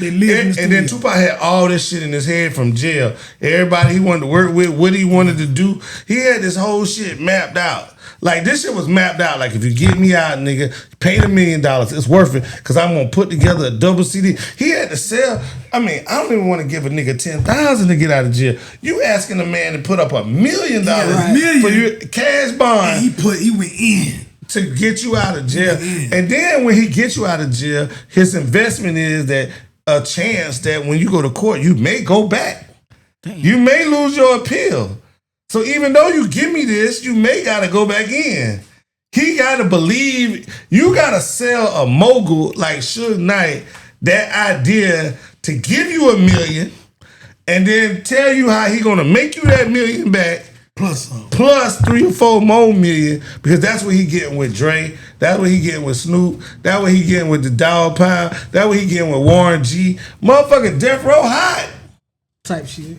They hot. He made them Death Row money. Bro, Tupac made them all the money they expected from the whole Death Row catalog. But you had to sell him on that. Yeah. And then most people in jail desperate, because I deal with it every day. They talk desperate. You can hear it in their voice when they want to get out. You can hear it. It's more like begging than a plan. So he had, and this is a mogul. Not only is a mogul, he a bully. He a mogul, bully, blood. You know what I mean? 300 and something fucking pounds, 6'5". This is an intimidating. That nigga's a tank. This is an intimidated figure that's a gangster, a real gangster. So you know what I mean? He hanging Eazy-E by the fucking leg, and Eazy-E. Vanilla Ice. And Eazy-E is a gangster. Yeah, Vanilla Ice. You know what I mean? He got Eazy-E ready to sign over contracts, and Eazy-E is a real gangster. So you see what this motherfucker is. Yeah, man, Sharon Suge Knight. This shit was different. And he educated, graduated from UCLA. With finances, so he know numbers. So you gotta sit there and you gotta explain this shit from behind bars, what you can do for this man. For him to give you $1 million, nobody else wouldn't give him $1 million. Def Jam didn't give him $1 million. I'm pretty sure he pitched this shit to everybody that came and talked to him. That's right, he did. Cause he trying to get the fuck out of there. He was in the game longer than people know. When he pop up with Death Row, he had been in the game since DLC early days. And then the year before that, this nigga dropped the East Coast album. So now you have no West Coast credibility, because you had West Coast albums, you had Oakland, West Coast albums, and then you dropped the East Coast album. So at the height of your career right now, you go to jail, you just dropped the whole East Coast album. So what kind of credibility do you have out West when the West hot? And that's still one of my favorite albums from Pop. Oh, I love Me Against the World. Yeah. It's a in my opinion, was his best album, but I digress. He really dropped 4 if you consider the double disc. He dropped Me Against the World, All Eyes on Me double disc, and then Machiavelli. So he really dropped 4 albums, all classes, no misses. He just no skill. Everything right. Everything right. So that's the one for you for sure. You meant that when you said that, like Okay. Because I never seen anything like that before. Yeah. And I was in the height of it in 1995, 1996 when this shit was going on. 1996 was the greatest year of music. I remember 96. Damn, and that's the year I was born. See? Yeah, the year you was born. That's the year my son was born. My older boy was born. 1996 was the greatest year in music. Tell me another year that was greater than 1996. No, why you doing all that? 96, 97, 98. I mean, that's a stretch. 96, 97, 98 was the greatest year in hip hop. That's the greatest 3 years of hip hop. 3 years of hip hop. But what was the greatest year of hip hop? If 98 broke records, bro. No. Between Jay-Z, Ja Rule, and DMX. No, great run. Great run. DMX had a great run. Great run. Cash Money. Well, 97, 95. 97, DMX dropped 2 albums. You're right. Cash Money hit 95, 96. No, Cash Money didn't hit the 99. No. Well, I mean, they was coming out with Juvenile, but I'm talking about as a collective. I was like, ride 98, 99. Give me. You're right. 98, 99. P, okay. P was out. 96. P hit 96. You right. P hit 96. You right. No Limit Soldiers. P hit 96. Yeah. Down south, you had No Limit Soldiers. Damn, you right. Thought I told you. 96. Right. 96. 8 Ball, double CD. Oh, Lost. Man. 8 Ball. No, that was 98. 8 Ball? 8 Ball 98. 8 Ball might have been 98, but 98, MJG had the album 96 then. Yeah, you're right. Yeah. Where they had Space Age Pimpin'. Yeah. And then goddamn, you had and then damn, now I'm just kicking in the South now. I'm just going to Twister. Oh man. You had Twister. Bone Thugs and Harmony. Bone Thugs and Harmony 96. Motherfucker, no, we ain't even went out west yet. But 96 was a great year. Redman dropped Muddy Waters in 96. Nigga, a lot of classics came out. ATLiens came out in 96. Goody Mob, 96. No, Goody Mob was 95. Soul Food came out in 95, 96. Yeah, okay, got They it. kicked in with it, man. That shit, that 95, motherfucking goddamn Stank Oya was still going.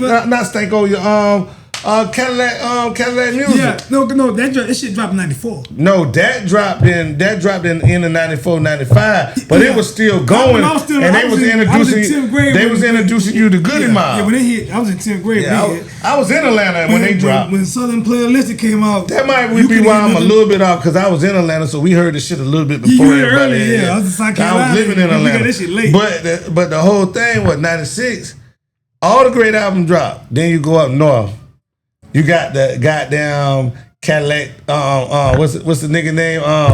With the Brooklyn niggas and I can't think of his name. Jay-Z. Fucking Reasonable Doubt. 96. Reasonable Doubt. 96. Motherfucker, It Was Written. It was 96. Written. Dropped 96. 96. Oh my God. 96. Smooth the Hustler in them boys. 96. Yeah. Goddamn Wu-Tang, the second album, Forever. 96. Motherfucking Killer Army. 96.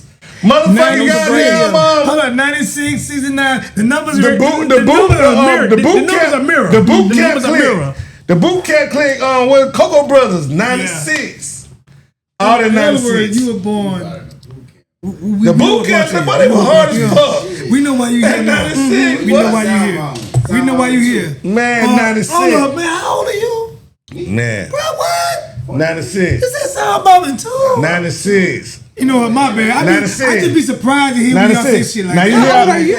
I'm 47. 96. You hear all that, right? Yeah. And then you still gotta go out west. You still gotta take all eyes on me. Farside 93, 94. Yeah, but they dropped. They dropped 94. I'm trying to think of the shit they dropped in 96 though. They dropped some other shit. It wasn't as hot as the 93, 94 shit. But Razzcast dropped his heater in 96, bro. Yeah, Razzcast. Oh, man. Tupac. Goddamn the dog pound.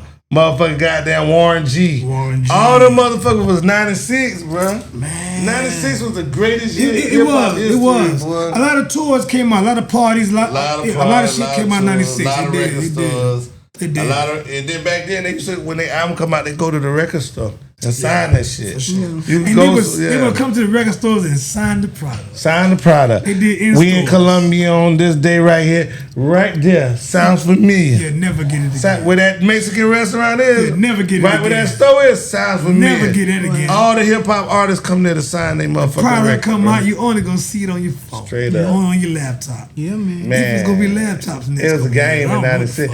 I tell every artist to study 96. Yeah. When you can, I don't care how young you is, bro. Study 96. The rhyme pattern, the competition. You know what I'm saying? The how they started the new wave of having the female sing on their shit, or had a male artist sing on their shit. Il Nana wasn't 96. No, she was 97. 97. Yeah. She was 97. Damn, I tried. Mace, Foxy Brown, and Lil' Kim was 97. Yeah, but Biggie had something in 96 though. Oh, Biggie, Junior Mafia. Get money, nigga. That's 96. I forgot Biggie even touched down 96. Oh, yeah, Biggie was laying low after Ready to Die. After that, he was chilling. Oh, wait a minute. No, 96. Cause he was just getting money. 97 was Life After Death. Yeah, he was getting money at that time. Yeah. 97 was Life After Death, but he was doing the Junior Mafia shit. 96, yeah. Writing for everybody and shit. AZ 96, Sugar Hill. 96. Oh, Sugar AZ Hill. Sugar Hill. 96. Come on, man. And I know we missing something. He taking me back, man. I know we missing something. We gonna have to revisit this conversation. Somebody gonna see this and see something. The Firm was 96. The Firm was 96. Well, they came out with the Firm early, and then the Nas hit. Yeah. They came out with the Firm. I remember it was like around Christmas to get the Christmas money. Album came out in a cigarette box. Yeah. The tape was in a cigarette box. But look. Thank you. She just it's just crazy to be on 96. Cause I'm saying that was a defining moment for me. That was the year my son was born. Mary J. So it's like it was a life. It was my. Not Mary J. Mary J in 96. Mary J, Share My World. Man, bro. Mary J, Share My World. Let's go to R&B. Jodeci. Man. Oh, we ain't gonna talk about but it. Jodeci first album was 93. But then they came back with the other shit in 96 too. Jodeci the Goats. Jodeci the Goats. Yeah. Jodeci the Goats. Yeah. For real. It's crazy. Yeah. It's crazy how much music, man. It's life, man. It's life. It's life. And for you to even be here. We got off subject because we just started vibing. We definitely got off topic. But she vibing though. She watching. She like, look at these niggas. I'm listening to y'all. But you know we love it. You know we love it. My last question was, we are definitely cut from that cloth. My last question was 5 years from now. Tell me what's going on. No, I got two questions. First one, let me stop for 5 years. Grammy Awards or BET Awards? Ooh. Which one? Where you want to go? Which one you want to go to and which one you want to win? BET or the Grammy? I would probably say, if anything, BET. Damn, 2 in a row. 2 in a row. We went through like 50. We went through like 59 of Grammys, and then the last two been you and the other girl was BET. That's interesting, but yeah, I think I would move more towards that. The BET. Yeah. For the performance, but the award also, the whole package. The whole package. Okay, why? Why? You gotta ask that after 59 people. I mean, really, it's just about more like what you resonate with. You know what I'm saying? I don't resonate with the Grammys or whatever, but like I feel like my style and who I am, it resonate more with BET. But these are interesting questions. Nobody ever asked me these type of questions before, so I gotta really think about that. I put thought into my questions. We here to expand your horizon. Because that's all we have been doing with each other. Yeah. These guys have expanded my horizon, and hopefully I've done the same to them. And that's the only that's our circle of individuals at this point. Mm-hmm. We are expanding each other's horizons. And we see you there. I see you there. Yeah, I see you on all planes, to be honest with you. You moving. You moving. I think everybody say Grammy Awards because that's just like the Super Bowl of music. Like I think BET just seemed comfortable. The BET. Comfortable? The BET. So would you say you think I would be uncomfortable with the Grammys, or you just saying? No, I'm not saying you'll be uncomfortable. No, but I tell you what the last girl said, it was comfortability. Like she was like, oh, Grammy's gonna move me around everywhere. I gotta be dressed like this. I gotta do this. I gotta do that. I gotta kiss ass with motherfucking down the BET Awards. Okay, so I can actually respect that, the comfortability aspect. Yeah. I wouldn't think about it, but okay. Yeah, I would be. The image, you gotta get suited and booted. Yeah. And just to get that bag up on your seat with the iPhone. The Grammys could be the curse too. Because once you do that, everybody, all the white people know who you is, and now you pretty much mainstream. Yeah. Where you was able to fly under the radar, but you just had really good music. Yeah. And it just was undeniable, like that girl that won the rap award. Yeah. That last year, Doechii. Yeah. I mean, the music was just so undeniable. Like she was different. She's probably not the face that they wanted to come pick up the award. They probably wanted the Nicki Minaj or the Megan Thee Stallion, but they didn't drop anything, and she was just the dopest female. Timing. Yeah. Work, over ethic, E, consistency. Whether over timing. E, Gorilla, Sexy Reds, all of these. She had substance. Mm-hmm. And when you put in your music to a committee and may only have one black face on it, you know what I mean? It used to be Quincy Jones, he dead. So who knows what the new black face is, you know what I'm saying? When you put in your music in the hands of 9, I'm just making this up, but 9 white people in one, my booty hole brown and all that kind of stuff. I ain't got no comment for that. I like this shit. The shit hood as fuck. I know. I love this shit. What it is. I'm very familiar with it. But damn, 9 out of goddamn 10 goddamn white people gonna get tired of that shit by the time they get to about song 5. They gonna be like, well, I don't want my children to hear none of this shit. Hey, man. And then you got Dolce coming in and she just beats good. Production good, engineering good. The I need a good. team, man. I need a team. Of her music. Yeah. You say you need a team? I need a team. Yeah. I need a team. I got, we got about a half a team. What that mean? Enough, right? Yeah, no. Shoot, one or two people, you got a team. We ain't got no executives, but we got like, people that know music, you know what I mean? People that know people. And we're good with building on ideas. I feel like I got a good foundation. Yeah, we good with building. But I'm trying to really build myself, in that aspect. So. But that seems to be the thing in South Carolina is everybody say they need a team. That seems to be the common statement. That's you know what? Because in any business, the think tank is a real thing. I think that's something we haven't really adopted to, right? There's this I'm self-made shit is a facade. Mm-hmm. The think tank is what's gotten anything that's phenomenal and great. Mm-hmm. It was the think tank that got it there. And what you're saying is the team shit. It's just the equivalent to the think tank. And that's what we have here. That's what we've been doing for like 2 years now. A year and a half, 2 years. Come on, 2 years now. And respectfully, people who actually respect what you offer, add some shit, you take it, you cut, you don't mind trimming the fat for what it's worth, and you create something phenomenal. That's what it is. That's Live Oak is a think tank. And that's what I tell people at Live Oak, like, if you wanna think about like joining us, not joining us, but like, because we all like our own people. Like, we don't stop people from working with other people. Mm-hmm. We don't have beef with other people. Like Deja one of them. You know Deja? Deja's dope. I don't think so. Deja one of them, Deja Green Bean. Like, she came to us and said, hey, I like this sound. This is what I want to work with. I appreciate, y'all letting me hang out. And everybody I done heard up on the motherfucking Live Oak. Everybody, I say it's something. When y'all came to Charleston specifically, I was like, every time the whole crowd done went stupid crazy. I try to stay humble, but we killed Charleston. I try to stay humble, but we killed Charleston, and I was scared to death because I was like, we gonna be so good out here, they gonna goddamn run us to our car. Nah, man, that's funny. Oh shit. I said it's like 8 of us and 30 of them. Y'all was deep though. Y'all put up. Yeah, we've had 8 to 10 people, 12 people, something like that. But the whole thing about with us is, man, this is about this, and this may scare people off away from us, but it's reality. What's the reality? And it's something that one of my mentors told me. Is you got a better chance of getting struck by lightning than make it in this music business. That's the reality of this shit.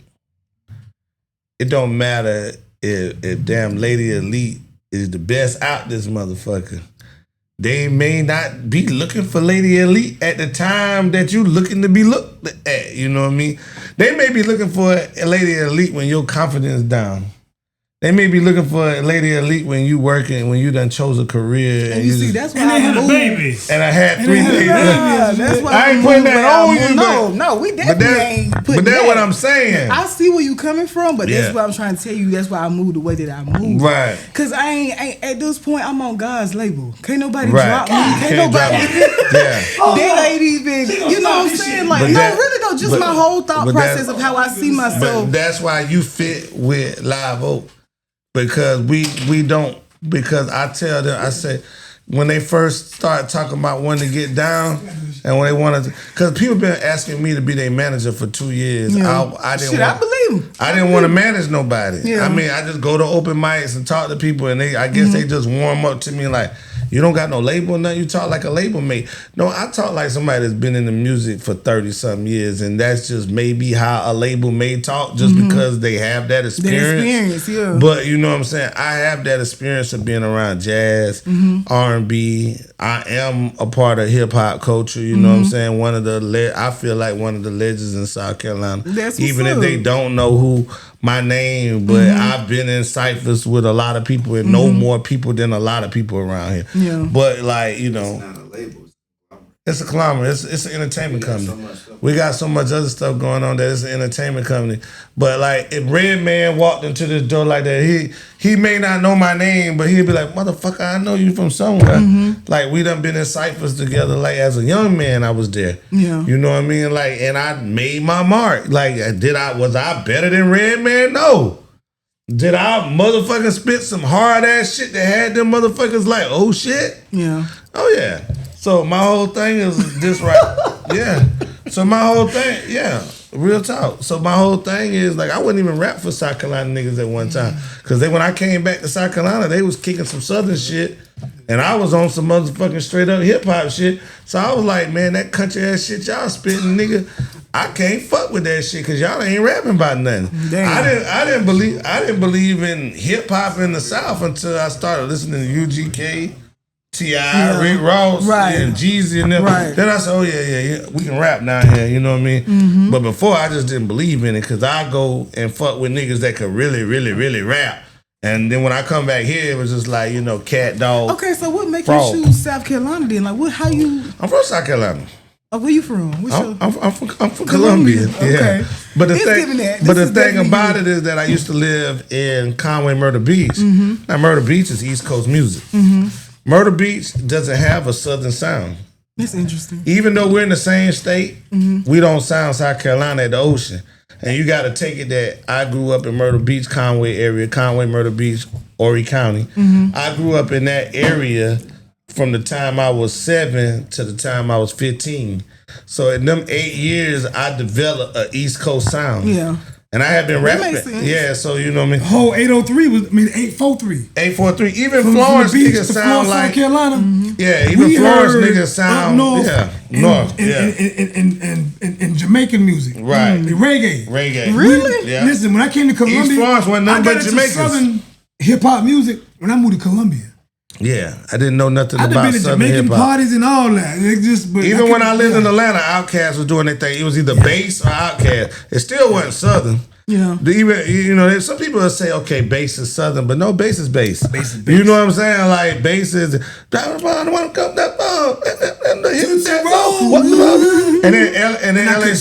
then LA Snow was my nigga and all. Look at them guys with them Days Do So. That was my nigga. Like I was working at the drive-thru and fucking on Old National Road in Atlanta in College Park, Georgia.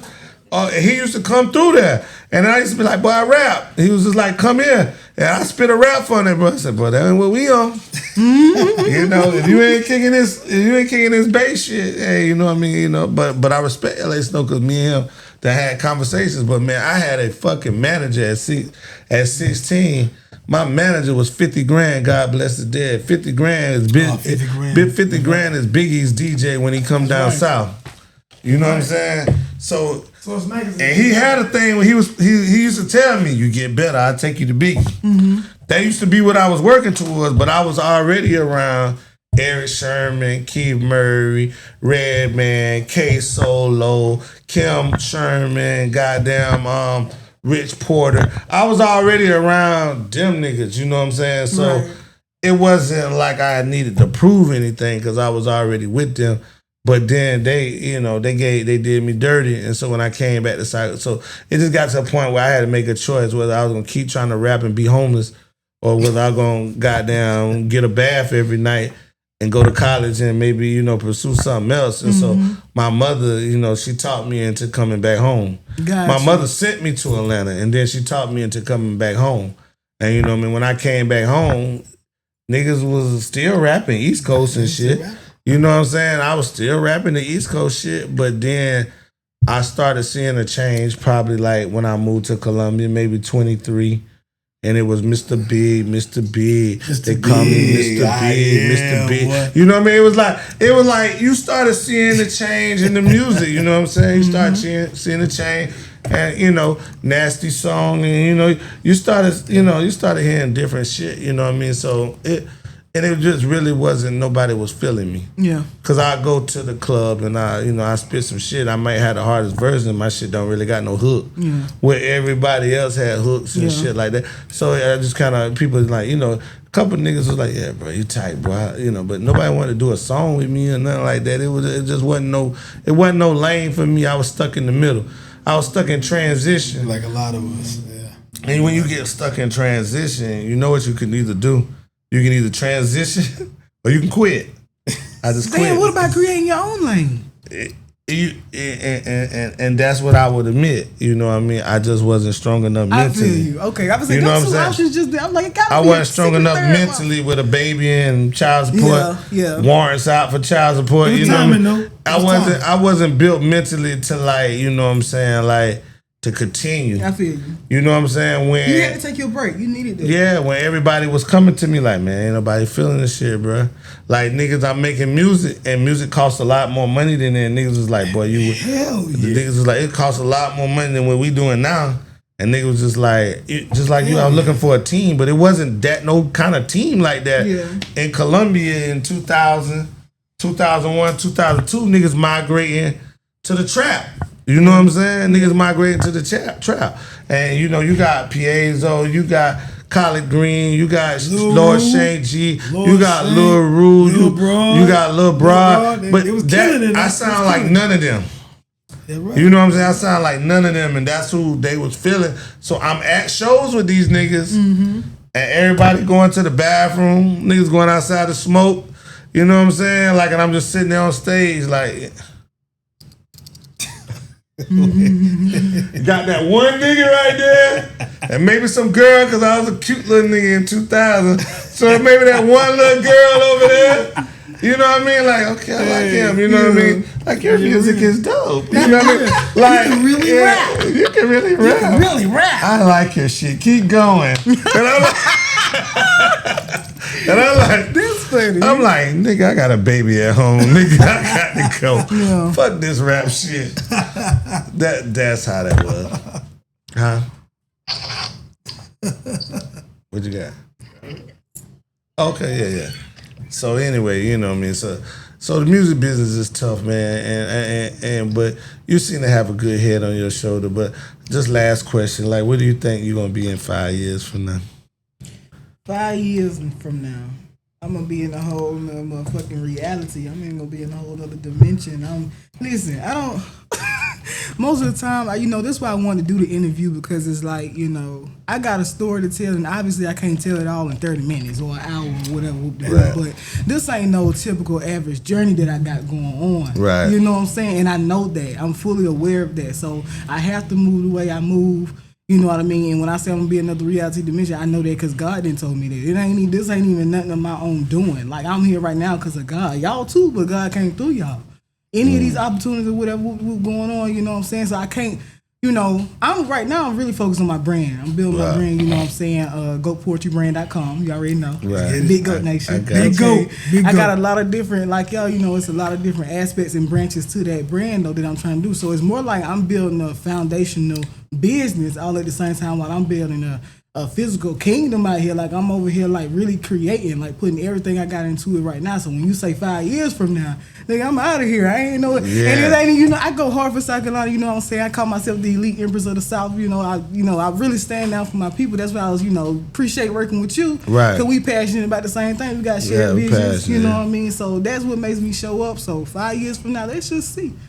Y'all can look back like, damn, we remember talking to Lady Elite around that town, and look at her now. Right. Kicking the bobo, cups on the table. You know what I'm talking about? I was sitting in the back and chauffeur. Stay tuned. That's what I'll say. Stay tuned. Stay tuned. Well, I'm happy to have you, Lady Elite. Thank y'all. Man, it's been a conversation that was meant to have. We see each other at shows, but we don't really have a chance to have a conversation. And we probably talk more than we usually talk, but we are teachers too, as much as listeners. We like to teach them. When you told us you was 29, shit, definitely want to spit some knowledge on you, and man, I would love for us to do some tracks together and get in the studio. Likewise. If it align with me, I'll be here. I'm down. For sure. It's going live. It's going live. I feel like, without any paperwork or whatever, I feel like we live out, you know what I mean? Like, you know what I'm saying? Like, you support us and we gonna And we gonna, like, I don't have no thing even if we ain't live vocal. Like, I deal with a lot of niggas that ain't live. I'd probably deal more with a lot of niggas that ain't live vocal than is live vocal. And and the reason for that is, like, I said it again. And it may offend people. Well, it's an offensive comment. Okay. But it's a true comment. We got a better chance of getting struck by lightning than motherfucking making it in this music business. So what we need to be trying to do is form an alliance and get together where niggas can book us like, oh, the Live Oak crew, oh, the Carolina Stepper crew, oh, the goddamn, Hollow Art crew. You know what I'm saying? Oh, well, Hollow Art don't really do, like, they not like really like trying to get out there like that. They got like one main act, and then everybody else can kind of flow under him. Yeah. But you know what I mean? Like, but basically, you know what I'm saying? Like, book shows here. Put our money together. We buy the venue just like the promoters buy the venue, and we put on the show. Create experience for us, and we get fans. That's why we are on the We Want Fans tour. It's because we're going to Georgia, we're going to Charlotte, we're going to Greensboro, we're going to Augusta, so how we get a part of that? If we want to be a part of that, not necessarily, I guess, the whole tour. Nigga, you just show up. Definitely Charlotte. You just show up. We just renting out the club, and then they already got their own people that's coming through. And then we promote it through South Carolina, and everybody else bring whoever they bring. And these clubs maybe these venues may only be 30, 40 people. But you know what I mean? If we can grab 10, 20 sharp people from Charlotte and say, oh, damn, the boys in front of Carolina got a little something. Because we got heat. Yeah. We got the music. I didn't really realize. Yeah, you gotta realize. We done did R&B shows, we done did hip hop shows, bro. We got heat. Like, there's no doubt about it that I would listen to this shit before I listen to anything else. You know what I'm saying? Like, right now, it's avoiding music. Like, I really respect and enjoy independent artists. Yeah. It's good music. Yeah. It's really, even some of the music that's not mastered is good music. Yeah. You know what I'm saying? So imagine if we can put all our money together, get that together, get a bus, get a club, go to Florence, with 20, 30 deep, and it may not even be the night that all of us perform, but we support everybody else. You know, this night is him, you and him, and two other niggas from somewhere else, and we just there to support. We just come in and crowd. You know what I mean? We not beefing with the other city. Right. We shaking hands. Right. Like, hey, you know, we really want y'all to check us out. We handing out shit. cards. Connection. You know what I'm saying? We building connections out here. That's how you gotta do it, because we dealing with the YNs right now. Like, this is a dangerous game. They don't trust nobody. Like, we can't be out here talking. They don't trust nobody. We can't be out here talking shit and beefing with everybody and arguing with everybody. And we got to be respectful when we in another nigga's city. Which is why we call ourselves the OGs. It's not our home. And we have to lead by example. Right. That's what I get. And we got some rowdy ones on the bunch, and I try to do a good job of saying, hey. And then we got some that we just couldn't control, and, you know, they doing their own thing, and they seeing how... You know, they seeing how attitude works and how it kills the business. They seeing it firsthand, and they want to blame everybody else but themselves. But they were told. You know what I mean? They were told. You would think, though, this comes with a certain level of professionalism. No, but see, that's the part we're teaching about. And not by telling you, we're saying it first and then letting you find out. Yeah. Because the first time, what I'm getting is, I had a young fella come to me, and he decided he want to put out a diss track. Mm-hmm. And I told him, I said, bro, this ain't the route you want to go. Yeah. Because what you're going to do is you're going to turn the whole industry against you. Yeah, type shit. You're bringing bad vibes. Right. We done seen how that play out around the globe. We done seen that. Right. Well, the thing South Carolina don't need that. Right.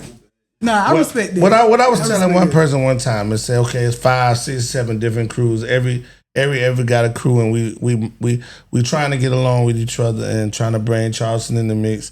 Trying to bring 843 in the mix, and you know, meet up in the Med or meet up in Florence, or we done went to Charleston just to show good faith and let them know, hey, we'll come to Charleston. You know what I mean? Like, we're trying to do that now. This is the mission we on. So you can't come with the drama, because what you doing when you split us, create that division. Yeah. So now, so now if I got a May 10th event, this man got a May 10th event now. this person got a May 10th event. That's something you saying you noticed, like you observed it happen. Oh, it happened. It's not something that I noticed. It's something. It's something that happened. It's happened. No, it happened. Our May 10th event, we had 5 other events. I put mine out first. All my events come out 45 days before it. That's my goal, is to push it 45 days before the event. Start talking about it. Even if it meshed with another event, it may be a light workout. Like, hey, we got this too. Like, but when the May 10th was going out, we already had a flyer for Augusta, but we just didn't want to confuse the people where they thinking, okay, the same event, different flyer, different colors, you know what I mean? All the flyers don't look the same, you know what I mean? All the flyers, some of the flyers don't have, I didn't put a face on, I didn't want a face on the We Are Fans, we want fans flyer for a reason. You know what I'm saying? Everybody want me to put a face on it, who performing this, no. It's a unity thing. We want fans in South Carolina going down there. You know what I mean? Like, I know how to run this shit. Like, if they'll let me run it. You know what I'm saying? And I got a good team. But you know what I mean? My whole thing is like, if we do something I see June 6th, it's the same thing in Augusta. And I don't expect nothing different because we only like 45 minutes to an hour away from each other, depending on what part of Columbia you stay in. So, where I'm from my house, I'm only 45 minutes from Augusta. From maybe here's an hour and 10 minutes. But you know what I'm saying? My whole thing is that they saw this shit. They saw it building in Georgia like, we want fans. What the fuck? We gonna do something that night too. Instead of just, and then we gonna go get South Carolina artists. They went and got 2 South Carolina artists to come perform, to bring the division between the South Carolina artists. You know what I'm saying? That's how they. That's but the PowerPoint is the fact that we see it. Yeah, the point we see it. That is the point. I see what you mean. What I'm saying, so don't be offended when the universe gives you the opposition. Just move around. Move accordingly. Continue, right. Move accordingly. That's all we gotta do. And like I said, my boy, the whole team has been doing this shit for a minute, and there's been a lot of copycats emulating the moves made in the last year and a half. That's how it be. And he said flattery earlier, but you are teaching people how to move different. So you have to become aware. That you are doing something different, and people seeing that. Cause mind you, it's not that nobody knew that this would need to be done. They were scared to be the first to do it. So now it's being done. You offering independent artists an opportunity to come to a stage, be paid, and showcase themselves with an opportunity to get front stage to be in other places. Right. Everybody else wants you to pay to play. You leave the way you came. You pay to get into the like you pay to get in the club, right? Just to play yourself. That mode is old. We done seen it done 20, 30 years now. We're going to give you now you recording this? I know you ready to go, but you recording this? Recording? This bullshit about There we go. We're going to give you a distribution deal. There you go. Have you ever ran into that? Like, do this contest. You're gonna pay $20, and at the end, somebody's gonna win a universal distribution deal. We can't do that no more, man. Have you heard that one? I have no. You haven't heard that one? Okay, it's an old trick. And before DistroKid and Universal Masters and all these other things, it could have worked. Because you giving somebody, and then you have somebody that can just distribute your music and put it on all platforms, and you think they did something for you. You can do that shit yourself. I've been doing it myself for 4 years. Bam. I got Universal music. I don't even use Universal no more because DistroKid help master the mix. If you send them the mix and you pay some extra money, they'll help master that motherfucker. Yeah, well, United Masters will master your shit now. They're doing it now. Oh, they're doing it now. They're doing that shit now. I ain't know. I ain't been there. I paid a fee just to keep them. And because the fee ain't that bad. If they ever get up to $100, I'll probably drop them. But you know what I'm saying? Like, but DistroKid, fucking $39.99, $45.99 a year, they distribute all my shit and hold my money. Yeah. You know when I spend my money on all them streaming shit? I get about $300-400 a year, and that shit I don't spend it till Christmas. You know what I'm saying?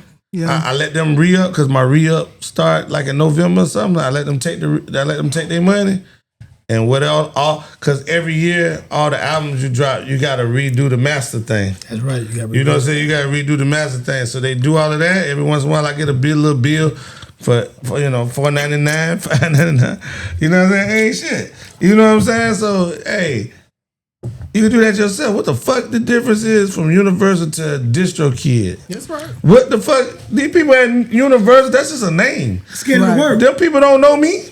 Artists are scared of the work. They don't care about me. Scared of the work. Artists are scared of the work. You know, I know a few individuals right now who make phenomenal music. Won't come outside to perform their own music to save their own ass. They won't perform it. You won't come outside to shake a hand and say, this is what I do. This is who I am. What you want to do is sign a piece of paperwork and want somebody to push you out there. And see, once again, we talk about slave mentality. Mm-hmm. That's the slave mentality. I feel you. That's the slave mentality. As an artist in South Carolina, anywhere else, if you out here, you are an artist, get out here and promote your shit. Mm-hmm. Nigga, I don't give a fuck if I was making tables, cutting wood to make tables or building desks. I'm gonna be on Facebook promoting that shit to let people know I build tables, I make desks. Mm-hmm. That's what you do. You promote what you got going on. You got the biggest marketing tool that the world has ever seen. You got the internet. There's never been a time ever to be your own boss. Mm-hmm. Yeah. But you still got people, especially in South Carolina, who want to create it and give it to you to push. Mm-hmm. And then get mad when it don't when work. They take the lion's share.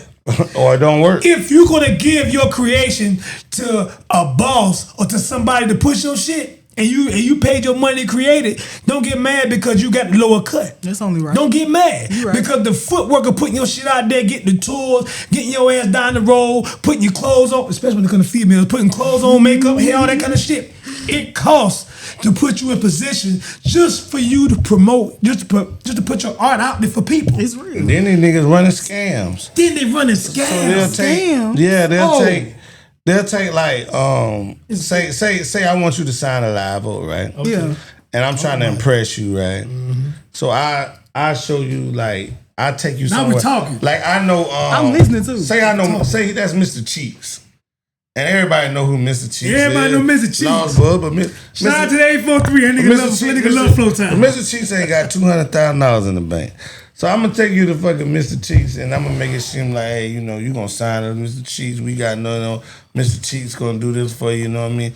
Blah, blah, blah. We just got to put this money down. We got to put this work in, you know what I mean?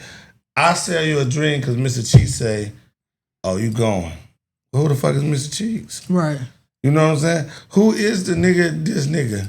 Oh, he did a song with DMX. I'm pretty sure DMX got 230 or 400 songs in the vault.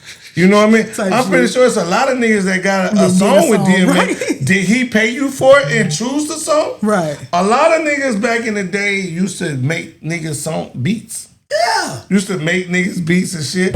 And then they'll take them. But you don't get paid on the beat until they choose it. Yeah. They even may have the song and send it back to you and say, yeah, I like this song. I might. But if it don't make the album, the label don't pay for it. It don't. The label don't pay for it. If it ain't making the album where it's copyrighted and all the damn royalties going to go to the label and can be broke down between everybody, there you go. They don't pay for it. It's just a song. Now, you can leak it.